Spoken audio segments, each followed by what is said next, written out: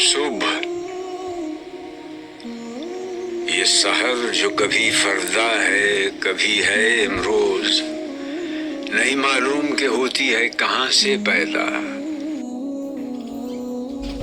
آپ کا وچار ایک گہرے ارتھ کو بیان کر رہا ہے۔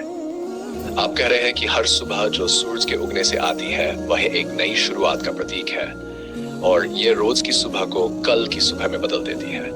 لیکن اس کا اصل معنی یا اس کا جیوگرافیکل بھوگولک مطلب آپ کے لیے مہتوپورن نہیں ہے۔ آپ اس گہری بھاونا یا سوچ کو سمجھنے کی کوشش کر رہے ہیں جو ہر صبح کے ساتھ آتی ہے، ایک نئی امید، ایک نیا اوسر، یا شاید ایک نیا سوال۔ یہ ایک خوبصورت اور وچارشیل نظریہ ہے کہ آپ کسی چیز کی واستوکتا سے زیادہ اس کی بھاوناتمک یا دارشنک گہرائی کو سمجھنا چاہتے ہیں۔ وہ سحر جس سے لرزتا ہے شبستان وجود، ہوتی ہے بندہ مومن کی اذان سے پیدا۔ آپ کی بات ایک گہری اور روحانی سوچ کو اجاگر کرتی ہے۔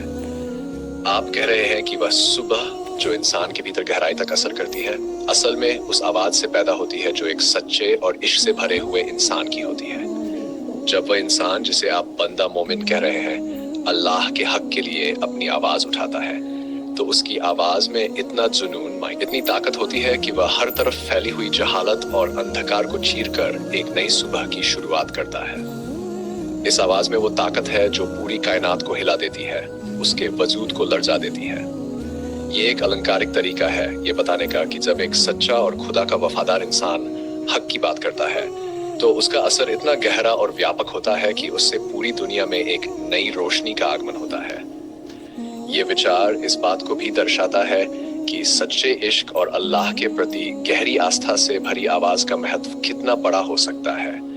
اس آواز میں اتنی طاقت ہوتی ہے کہ وہ خدا کی مرضی کو تو دنیا میں ظاہر کرنے کے لیے سب سے بڑی طاقت بن جاتی ہے۔ آپ نے اسلامی اتہاس کی ایک مہتوپورن گھٹنا کو بڑے ہی خوبصورت اور پربھاوشالی طریقے سے پرستت کیا ہے۔ 7 جولائی جنم سازی عیسوی کو مسلم سیناپتی طارق بن زیاد نے اسپین، جسے اس سمے الاندلس کہا جاتا تھا، کی بھومی پر قدم رکھا۔ اس دن مسلمانوں نے سورج کے اگنے سے پہلے فجر کی اذان دی اور جنگ سے پہلے اپنے سیناپتی طارق بن زیاد کی امامت میں نماز ادا کی۔ یہ وہ کھڑ تھا جب ایک نئی سحر، ایک نئی صبح کا آغاز ہوا، جسے اسپین کی دھرتی پر ایک نیا یگ شروع ہوا۔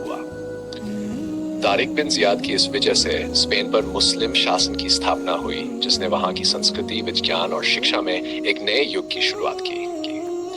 اس گھٹنا کو اسلامی اتہاس میں ایک مہتوپورن موڑ کے روپ میں دیکھا جاتا ہے، جس نے نہ کیول اسپین کی دھرتی کو بدل دیا بلکہ پورے یورپ کے سانسکرتک اور ویجانک وکاس پر گہرا پربھاؤ ڈالا۔